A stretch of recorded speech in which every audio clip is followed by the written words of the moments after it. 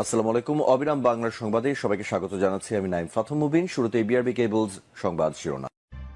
সকাল থেকে ঢাকার আকাশ মেঘলা, বৃষ্টি হতে পারে ৩ বিভাগে। রাজধানীর আকাশ আজ শুক্রবার সকাল থেকেই মেঘলা। গতকাল বৃহস্পতিবার বিকেলের পর থেকে অনেক বৃষ্টি হয়েছে। তাতে কমেছে তাপমাত্রা। আবহাওয়া অধিদপ্তর বলছে, আজ অনেকটা সময় জুড়েই আকাশ মেঘলা থাকতে পারে। আর দেশের ৩ বিভাগে হতে পারে ভারী বৃষ্টি। গতকাল রাজধানীতে ৫৬ মিলিমিটার বৃষ্টি হয়েছে বলে জানিয়েছে আবহাওয়া অধিদপ্তর। এ মাসে রাজধানীতে এটি সর্বোচ্চ বৃষ্টিপাত।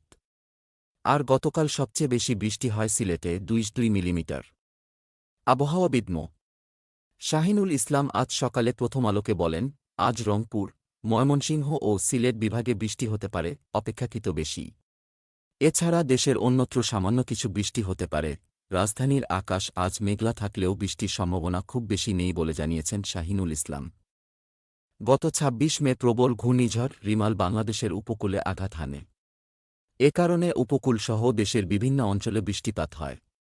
পরে অবশ্য বৃষ্টি কমে আসে। এরপর দেশের বিভিন্ন স্থানে মৃদু থেকে মাঝারি তাপপ্রবাহ শুরু হয়।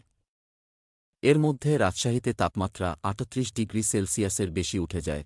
এরপর গতকাল থেকে দেশের বিভিন্ন অঞ্চলে অপেক্ষাকৃত বেশি মাত্রায় বৃষ্টি শুরু হয়েছে। তবে দেশজুড়ে আরও বৃষ্টি ১৯ জুনের পর থেকে হতে পারে বলে জানিয়েছেন মো. শাহিনুল ইসলাম। এবার দেশি মৌসুমি বায়ুর প্রবেশ ঘটে ৩০ মে।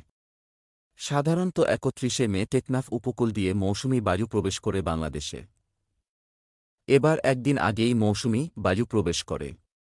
তবে এটি দেশব্যাপী ছড়িয়ে পড়তে কিছুটা সময় নিয়েছে বলে জানিয়েছেন আবহাওয়াবিদেরা।